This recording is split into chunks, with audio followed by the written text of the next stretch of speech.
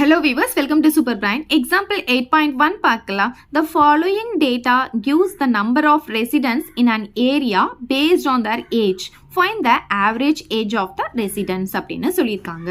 ஒரு ஏரியாவில் இருக்கிற ரெசிடென்ட்ஸ்னா என்ன? அந்த ஏரியாவில் குடியிருக்கிற மக்கள் அவங்களுடைய ஏஜை பொறுத்து ஒரு டேட்டாவை எடுத்திருக்காங்க. அந்த குடியிருக்கிற மக்களுடைய ஆவரேஜ் ஏஜ் என்ன அப்படின்னு கேட்டிருக்காங்க. சரி, ஆவரேஜ் அப்படின்னா என்னன்னா மீன் அப்படின்னு சொல்லலாம், அரித்மெட்டிக் மீன் அப்படின்னு சொல்லலாம். இப்போ நமக்கு இங்கே 3 மெத்தட் கொடுத்துருக்காங்க. ஃபர்ஸ்ட் பார்த்தீங்கன்னா டைரக்ட் மெத்தட், செகண்ட் வந்து assumed mean method, third one step deviation method. இப்போ நமக்கு இங்கே எந்த மெத்தட் யூஸ் பண்ணி போடணுன்ட்டு மென்ஷன் பண்ணவே இல்லை. ஸோ நீங்கள் எந்த மெத்தட் வேணாலும் யூஸ் பண்ணலாம். பட் நம்ம இங்கே என்ன மெத்தட் யூஸ் பண்ண போகிறோம் அப்படின்னு பார்த்தீங்கன்னா டைரக்ட் மெத்தட் தான் யூஸ் பண்ண போகிறோம். ஏன்னா இங்கே கொடுத்துருக்கிற டேட்டாவில் பார்த்தீங்கன்னா எல்லாம் சின்ன சின்ன வேல்யூஸாக இருக்குது. அதனால நம்ம டைரக்ட் மெத்தடை யூஸ் பண்ணிக்கலாம்.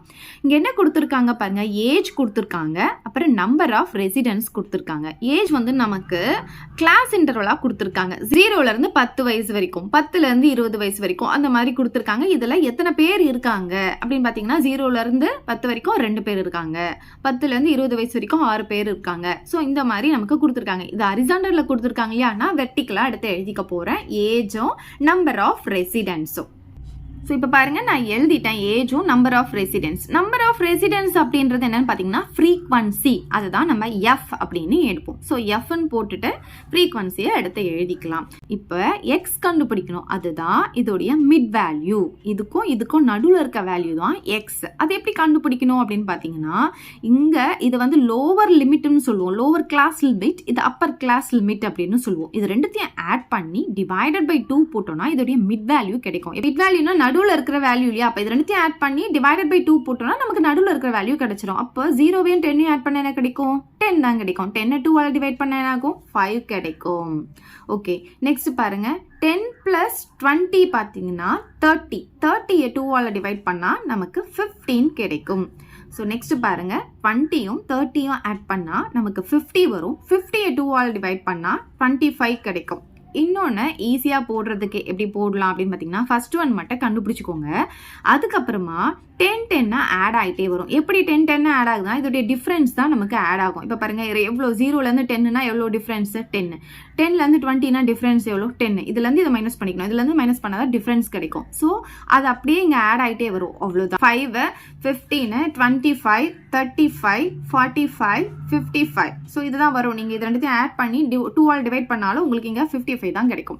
ஓகே, இப்போ நம்ம எக்ஸ் வேல்யூ கண்டுபிடிச்சாச்சு. நெக்ஸ்ட் என்ன கண்டுபிடிக்கணும் அப்படின்னு பார்த்தீங்கன்னா எஃப்எக்ஸ்னா என்ன அர்த்தம்னா எஃப்ஐயும் எக்ஸையும் மல்டிப்ளை பண்ணணும். ஓகே, ஸோ இது ரெண்டுத்தையும் நம்ம மல்டிப்ளை பண்ண போகிறோம். இது மல்டிப்ளை பண்ணும் போதும் நமக்கு ஒரு சின்ன சின்ன வேல்யூ தான் கிடைக்கும். அதுக்காக தான் இந்த டைரக்ட் மெத்தடை இந்த சமுக்கு நான் யூஸ் பண்ணியிருக்கேன். இப்போ பாருங்கள், 5 2 0 என்ன ஆகும்? நமக்கு இங்கே 10 வந்துடும். அதுக்கப்புறமா 15 × 6 பார்த்தீங்கன்னா நமக்கு 90 வரும். நீங்கள் மல்டிப்ளை பண்ணி பாருங்கள். நெக்ஸ்ட் 25 × 9, 25 × 9 இங்கே போட்டு காமிக்கிறேன். 5 9s are 45, பேலன்ஸ் 4 18 22. எவ்வளோ வருது? 225 வருது. கரெக்டாக ஆர்டர் எழுதிக்கோங்க, ஏன்னா நமக்கு வந்து ஆட் பண்ணணும். ஸோ அதனால கரெக்டாக 1s place 10s place 100 place கரெக்டாக எழுதுங்க, அப்போ தான் ஆட் பண்ணும்போது நமக்கு கரெக்டாக வரும். ஸோ 35 × 7,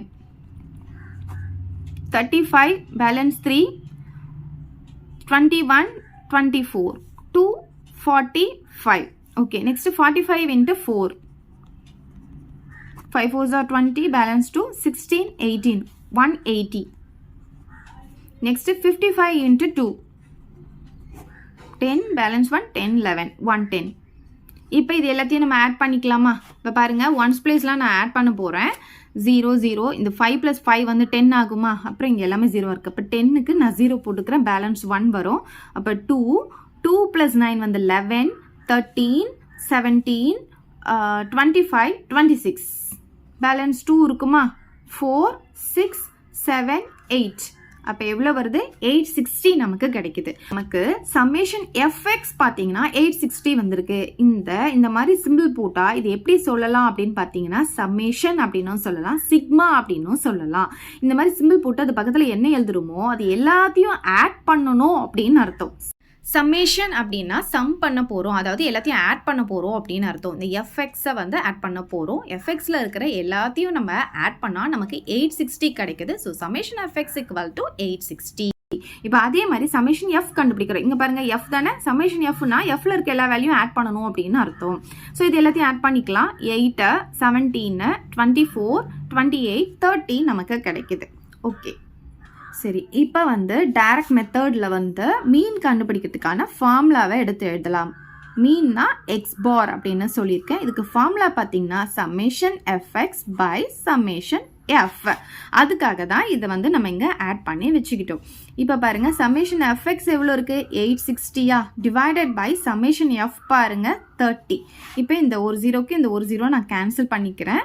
இப்போ இதை 3ஆல் கேன்சல் பண்ண போகிறோம். இப்போ பாருங்க 86 நான் 3ஆல் டிவைட் பண்ணுறேன். இப்போ 2 டைம்ஸ் வந்து நமக்கு 6 வந்துடும், பேலன்ஸ் வந்து 2 வருமா, இந்த 6 நான் இறக்கிக்கிறேன். 8 டைம்ஸ் பார்த்தீங்கன்னா 24 வரும், பேலன்ஸ் வந்து 2 வரும். இப்போ இந்த 3ஐ விட இந்த 2 சின்னதாக இருக்கிறதுனால இங்கே நான் டாட் வச்சு இங்கே 0 சேர்த்துக்கிறேன். இப்போ 6 டைம்ஸ் பார்த்தீங்கன்னா நமக்கு 18 வரும், திரும்பியும் நமக்கு என்ன தான் வரும், 2 தான் வரும். ஆல்ரெடி டாட் வச்சதுனால நான் இங்கே 0 சேர்த்துக்கிறேன், அகைன் 6 வரும். ஸோ இப்படியே வந்து நமக்கு என்ன ஆகும்னா போயிட்டே இருக்கும். அப்போ எவ்வளோ வருதுன்னு பார்த்தீங்கன்னா 28.666 இதே மாதிரி போயிட்டே இருக்கும். இப்போ இதை வந்து நம்ம 2 டாட்டுக்கு அப்புறம் ஒரு 2 டிஜிட் எழுதுனா போதும்.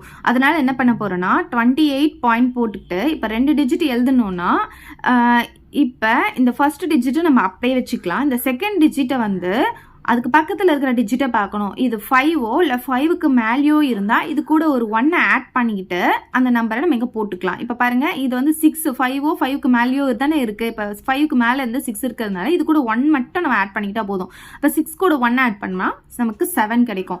இன்கேஸ் இந்த இடத்துல 4 இருக்குன்னு வச்சுக்கோங்களேன், அப்போ நீங்கள் என்ன பண்ணணும்னா இந்த நம்பர் அப்படியே விட்டுட்டு இந்த 6 அப்படியே போட்டுடணும். ஓகே, 1 ஆட் பண்ணக்கூடாது, இந்த 6 அப்படியே போடணும். இது 5ஓ 5க்கு மேலேயோ இருந்தால் தான் இது கூட ஒரு 1 ஆட் பண்ணி அந்த நம்பரை போட்டுக்கணும். ஒரு 2 டிஜிட் சொன்னா போதும். ஸோ எக்ஸ் பார் வந்து நம்ம கண்டுபிடிச்சிட்டோம், ஆவரேஜ் ஏஜ். அவ்வளோதான் இந்த சம். இதை டவுட் இருந்தால் கமெண்ட் பண்ணுங்க, உங்க ஃப்ரெண்ட்ஸ்க்கும் இந்த வீடியோவை ஷேர் பண்ணுங்க, மறக்காம நம்ம சேனலை சப்ஸ்கிரைப் பண்ணிக்கோங்க. தேங்க்யூ. இந்த வீடியோ உங்களுக்கு பிடிச்சா லைக் பண்ணுங்க, ஷேர் பண்ணுங்க. இது வரைக்கும் நம்ம சேனலை சப்ஸ்கிரைப் பண்ணாதவங்க சப்ஸ்கிரைப் பண்ணிடுங்க. மறக்காம பக்கத்தில் இருக்க பெல் பட்டனையும் பிரஸ் பண்ணிடுங்க.